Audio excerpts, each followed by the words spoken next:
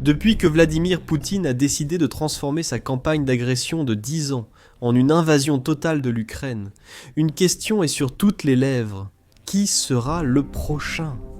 Même alors que les combats font rage en Ukraine, et que la Russie subit des pertes militaires à une échelle qu'elle n'avait jamais anticipée, Poutine et ses sbires ont menacé tous ceux qu'ils jugent impliqués dans les tentatives occidentales de limiter la Russie.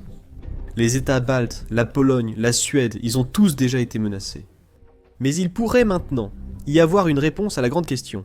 L'Ukraine a été la première, la Finlande est la suivante. C'est du moins l'impression que l'on retire d'un récent article du porte-parole de Poutine, Dmitri Medvedev, publié par l'agence de presse russe, TASS, le 8 septembre.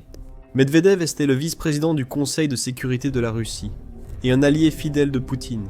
Il a été président de la Russie entre 2008 et 2012.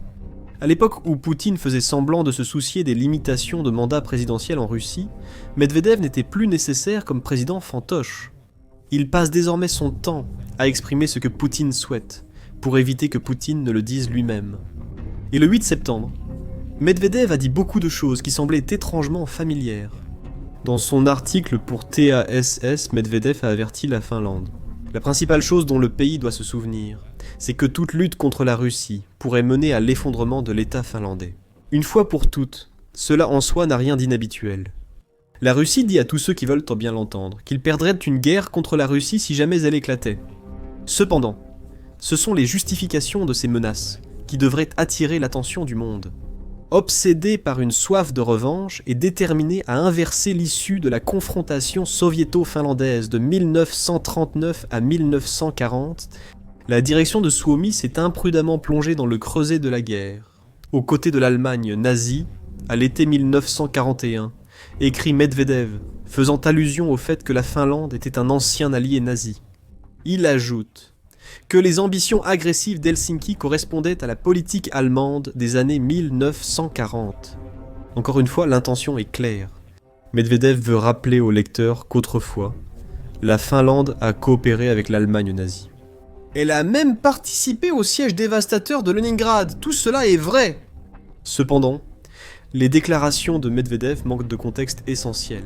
Alors qu'il décrit la Finlande comme un État agressif à tendance nazie, le porte-parole de Poutine évoque peu la guerre russo-finlandaise, novembre 1939-mars 1940, qui a poussé la Finlande vers les nazis. Il en fait mention, puis tente de réécrire l'histoire en affirmant que la Finlande voulait inverser le résultat de cette guerre, comme il l'a déclaré dans la citation partagée précédemment. Mais Medvedev ne précise pas que l'Union soviétique a déclenché cette guerre contre une nation qui serait restée en dehors de la Seconde Guerre mondiale si elle l'avait pu. Comme le souligne l'Encyclopædia Britannica, tout le conflit avec la Finlande que Medvedev mentionne à plusieurs reprises a révélé. La brutalité du peuple finlandais s'est manifestée parce que l'ancienne Union soviétique voulait prendre le contrôle de plusieurs parties du territoire souverain finlandais, a déclaré la Finlande. Non, la Russie a lancé une invasion. La Finlande a conclu la paix avec l'Union soviétique par le traité de Moscou, cédant des terres. Son alliance avec l'Allemagne nazie est survenue lorsqu'elle a tenté de reprendre ce qui appartenait légitimement à la Finlande. Comme c'est souvent le cas avec la propagande russe, certains faits sont présents, mais beaucoup ne le sont pas. Medvedev, comme son allié Poutine, est habile à façonner des versions alternatives de l'histoire qui omettent toute mention possible d'une faute de la Russie. Medvedev poursuit en affirmant que la Finlande est russophobe, ce qui est sans doute vrai vu leur histoire commune avec la Russie, et que la soif de profit aux dépens de la Russie aurait été installée dans les mines finlandaises à l'époque de Hitler, ce qui est manifestement faux. Les spectateurs attentifs commençaient peut-être à voir se dessiner ici un parallèle intéressant. Medvedev cherche clairement à présenter la Finlande comme une nation nazie, inchangée depuis la Seconde Guerre mondiale. Un pays déterminé à tout faire pour menacer la mère Russie. Le simple fait que la Finlande soit une nation souveraine peut être perçu comme une menace pour la Russie. Et c'est là que tout commence à s'emboîter. La Russie a avancé les mêmes accusations de nazisme contre l'Ukraine pour justifier la soi-disant opération militaire spéciale de Poutine. Et elle continue de faire ces affirmations.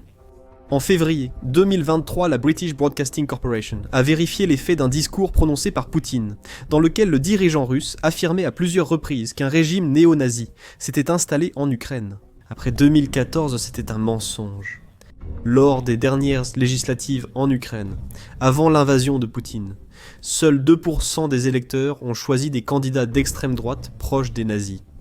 A noter aussi que le président Volodymyr Zelensky est juif et que des membres de sa famille sont morts durant l'Holocauste, selon la British Broadcasting Corporation. En septembre 2024, Al Jazeera a rapporté que Poutine avait de nouveau accusé de nazisme. Comme il l'a expliqué, une partie de sa justification pour envahir l'Ukraine était de protéger les russophones d'une dictature néo-nazie. Encore et encore, la Russie tente de convaincre le monde que l'Ukraine est un pays nazi, semblable à l'Allemagne des années 1930 jusqu'à la fin de 1945. L'idée est d'une simplicité aveuglante. Le monde déteste les nazis. Le raisonnement de Poutine est donc que le monde comprendra si la Russie attaque un pays, tant qu'il continue de les traiter de nazis. Maintenant, via Medvedev, Poutine tente de relancer les mêmes accusations contre la Finlande. Ce parallèle avec l'Ukraine est inquiétant. Pire, l'angle nazi n'est pas le seul parallèle possible concernant les récents propos de Medvedev sur la Finlande. L'Institut pour l'étude de la guerre indique que Medvedev affirme que la Finlande persécute les Russes ethniques, une accusation aussi portée par la Russie contre l'Ukraine. Il parle également de la Finlande, qui tente de rompre ses liens avec la Russie, comme on le voit dans son introduction, où il déplore le sort des citoyens de Suomi vivant près de la frontière avec la Russie. Ils bénéficiaient autrefois d'avantages considérables, grâce à des relations commerciales et économiques bilatérales florissantes. Et, tout naturellement, ils hésitent à exprimer leur colère face aux politiques stupides que les autorités finlandaises poursuivent au détriment de leurs intérêts, écrit Medvedev. Et dans ces mots, on retrouve un autre parallèle avec ce que la Russie disait à propos de l'Ukraine avant d'envahir ce pays. Au-delà de tout cela, il y a deux mots qui apparaissent dans le texte de Medvedev, et qui sembleront instantanément familiers. Cause profonde. Poutine adore utiliser cette expression nébuleuse pour justifier sa guerre en Ukraine. Chaque fois que Poutine participe à des discussions sur les cessez-le-feu ou la paix en Ukraine, il utilise le terme « cause profonde » et affirme que ces causes profondes n'ont pas été éliminées. Pour éviter de déclarer la paix, Poutine l'a fait à la mi-août lors de sa rencontre avec Donald Trump en Alaska et continue depuis. Les discussions sur la déclaration d'un cessez-le-feu dans la guerre qu'il a déclenchée sont devenues sérieuses. Les causes profondes semblent varier selon la personne à qui l'on pose la question. Le supposé nazisme de l'Ukraine en est peut-être un, d'où la comparaison de Medvedev avec la Finlande. La cause principale est sans doute que l'adoption des valeurs occidentales par l'Ukraine menace la Russie en facilitant l'expansion de l'OTAN. De nombreux articles ont traité du problème de Poutine face à l'expansion de l'OTAN en Europe. En octobre 2022, Ken Moskovitch a rédigé un article pour l'Association américaine du service extérieur, où il s'est interrogé sur le rôle que la perspective de l'expansion de l'OTAN a pu jouer dans la décision de Poutine d'envahir l'Ukraine. D'après Moskovitch, en 2017, environ 69% des Ukrainiens soutenaient l'adhésion à l'OTAN, selon un sondage réalisé par la Fondation des initiatives démocratiques. C'était un revirement spectaculaire par rapport à seulement 5 ans auparavant, lorsque seulement 28% des Ukrainiens exprimaient leur soutien à l'adhésion à l'OTAN. Et cela montrait à Poutine que l'Ukraine se tournait vers l'Occident d'une manière qui le mettait très mal à l'aise. Un article de juillet 2024 de l'Institut australien des affaires internationales affirme que l'expansion de l'OTAN explique de nombreuses actions russes en Ukraine. Tom Switzer écrit que la principale raison de la guerre, ou la cause profonde, comme aiment tant le dire Poutine et Medvedev, était cette expansion. Poutine peut avoir une impulsion impériale, comme de nombreux commentateurs l'ont affirmé à l'époque. Cependant, son principal problème était que le fait que l'OTAN devienne finalement une proposition attrayante pour l'Ukraine conduirait à ce que la Russie soit encerclée par des pays qu'il considère comme des ennemis. Switzer note que de nombreux universitaires ont affirmé que cette expansion revenait à provoquer l'ours. Eh bien, l'ours a riposté en envahissant l'Ukraine. Alors, quel pays a rejoint l'OTAN, amenant le droit de défense collective à la frontière de la Russie ? La Finlande, longtemps neutre, a rejoint l'OTAN en avril 2023, après des décennies, à essayer de trouver un équilibre entre ses liens avec l'Occident et ses liens avec l'Europe. Medvedev le souligne aussi dans son article pour TASS. regrettant que la Finlande ait rompu une relation auparavant mutuellement bénéfique avec la Russie, tout en essayant paradoxalement d'affirmer que la Finlande se prive du commerce inhérent à cette relation, alors qu'elle s'enrichit soi-disant. Mais désormais, la Russie reprend dans sa rhétorique sur la Finlande les griefs qu'elle adressait à l'Ukraine. Le pays devient trop occidentalisé, c'est aussi un pays brutal avec des origines nazies et des penchants nazis persistants. Seule la Russie a le courage d'agir contre les causes profondes des nombreux problèmes qui touchent la Finlande. Et tout comme cela a été le cas avec l'Ukraine, la Russie devra peut-être finalement agir contre ces causes profondes, menaçant ainsi la souveraineté de la Finlande dans le processus. La rhétorique de la Russie présente ici de nombreux parallèles. Selon l'Institut pour l'étude de la guerre, la Russie fait désormais de la Finlande un bouc émissaire pour ses griefs contre l'Occident. La menace de Medvedev envers la Finlande s'inscrit dans une stratégie du Kremlin visant à intimider l'OTAN et à justifier une possible agression russe, selon l'Institut pour l'étude de la guerre. Le conseiller présidentiel russe et ex-secrétaire du Conseil de sécurité, Nikolaï Petrouchev, a déclaré le 13 mars que la Finlande avait cherché à exterminer la population slave, et que l'Occident transforme à nouveau la Finlande en tremplin pour une agression contre la Russie. Avant, c'était l'Ukraine qui devait servir de tremplin. C'est pourquoi la Russie a dû envahir. Maintenant, avec l'Ukraine embourbée dans la guerre et la Russie toujours convaincue de pouvoir gagner, l'attention se tourne vers la Finlande. Elle partage une frontière avec la Russie et elle a noué des liens plus étroits que jamais avec l'Occident grâce à son adhésion à l'OTAN. La Finlande rejette même la Russie, donc la Finlande est devenue une menace, tout comme l'Ukraine. Euromaidan Press le dit carrément. Ce que Medvedev fait avec son article dans TAS, et ce qu'on voit dans les médias russes concernant la Finlande en général, c'est surtout la création de conditions permettant à la Russie de justifier une future guerre. Il a également évalué l'article de l'Institut pour l'étude de la guerre, déclarant que l'Institut pour l'étude de la guerre estimait que le Kremlin applique désormais le même manuel de désinformation aux membres de l'OTAN, comme la Finlande et les États baltes. Le groupe de réflexion a indiqué que ce changement s'inscrit dans un effort plus large de normalisation d'un conflit avec l'OTAN et de préparation à une escalade. C'est tout l'objectif pour Poutine. Il veut repousser l'OTAN. Cela, autant que son souhait de briser le statut souverain de l'Ukraine, fut la principale cause de l'opération militaire spéciale. Alors que Medvedev adopte un langage similaire en comparant l'Ukraine à la Finlande, la campagne d'information russe semble reprendre. Il est à noter que l'article de Medvedev a été publié par TAS, qui est une agence de presse russe. Poutine veut que son peuple lise cet article et voit la Finlande comme une nation de collaborateurs nazis menaçant la Russie. Parce que créer cette illusion facilitera à la Russie la justification d'une future invasion auprès de son propre peuple, même si le reste du monde condamne ses actions. Medvedev l'exprime peut-être le mieux. Tout en construisant une nouvelle ligne Mannheim par revanchisme, il prépare une infrastructure militaire pour une future agression contre la Russie. L'essentiel pour l'establishment finlandais est de ne pas oublier qu'une confrontation avec nous pourrait entraîner l'effondrement de l'État finlandais une bonne fois pour toutes. Personne ne leur montrera plus de clémence comme en 1944, ni ne prendra la peine de les écouter. Beau conte de fées sur le mouvement pour s'endormir. Selon le proverbe « Sita samitatila », on récolte ce qu'on commande. Il dit essentiellement au peuple russe que la Finlande cherche la bagarre. Comment la Russie pourrait-elle être blâmée si elle livre ce combat à la Finlande ? Rien de tout cela ne veut dire qu'une invasion russe de la Finlande est imminente. Poutine serait insensé d'ordonner une invasion alors que ses forces peinent encore en Ukraine, où elles subissent de lourdes pertes pour de petites avancées. Cependant, le langage utilisé montre clairement que la Russie prépare une guerre, de façon étrangement similaire à avant l'invasion de l'Ukraine. Ce qui amène à la question évidente, la Finlande est-elle prête à entrer en guerre contre la Russie ? Sur le plan purement numérique, elle ne l'est pas, du moins si elle doit mener cette guerre seule. Selon Global Firepower, ou Global Firepower qui classe chaque année 145 nations militaires sur la base de plusieurs dizaines de critères, le seul avantage que la Finlande pourrait avoir sur la Russie est sa géographie. Selon le Global Firepower, la Russie est la deuxième puissance militaire mondiale et la 48e. L'armée active de la Finlande ne compte que 24 000 personnes, bien qu'elle dispose de 870 000 réservistes, en raison du service militaire obligatoire dans le pays. La Russie compte bien plus de soldats que la Finlande, avec 1,32 million de militaires actifs et 2 millions de réservistes. On retrouve ces disparités partout.